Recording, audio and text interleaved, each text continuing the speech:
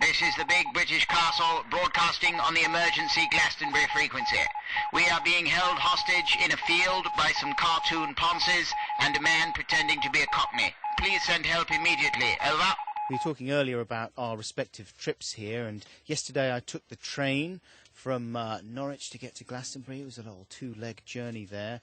Unfortunately, my train to London from Norwich was cancelled when I turned up, Joe. Looks a lordy. I had to make alternative arrangements, as did the rest of the travellers on that trip, and it was very busy. And because it was a lovely sunny day, more people than just myself had brought their bicycles, which they hoped to put on the train. It wouldn't have been a problem if the train was running normally to London. We would have put it in the guard's van, no problem.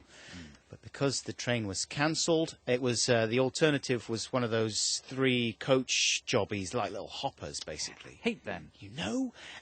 But still, there's bike storage on those. So all of us, there was 4 of us with bikes, we all crowded round the doors for the bike storage carriage. And the first chap, when the doors finally opened, put his bike on the bike storage bit, and I was waiting patiently for him to move so I could put mine in there. There was a couple of girls with bikes behind me.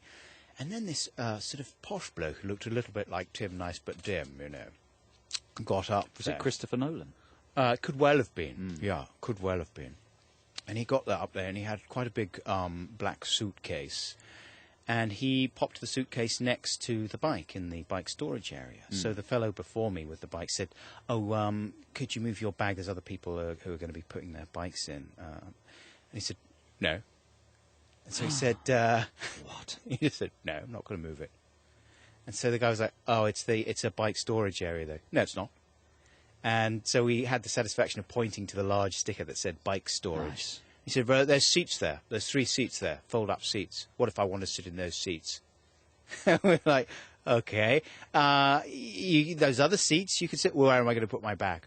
"Well, you could put it in a luggage rack." "No, there's no room. I'm going to sit here. I'm going to sit on my bag right here.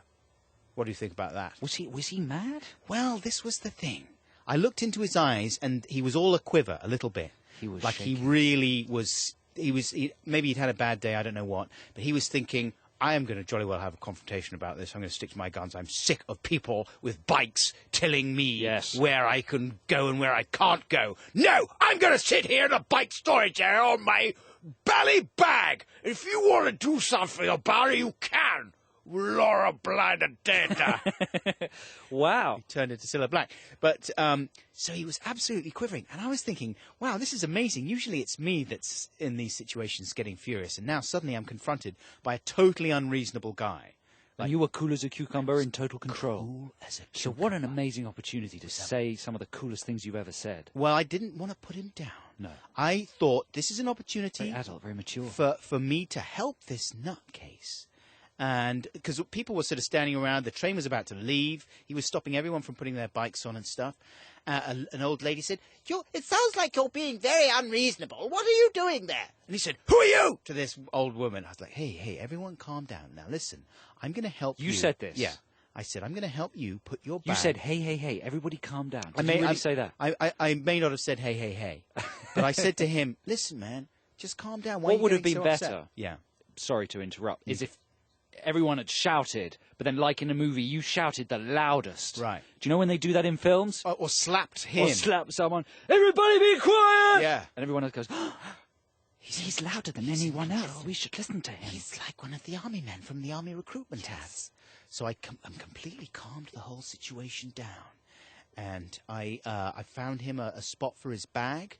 I mean, I totally humiliated the guy in a way. Treating him like a baby. He needed to be treated like a baby.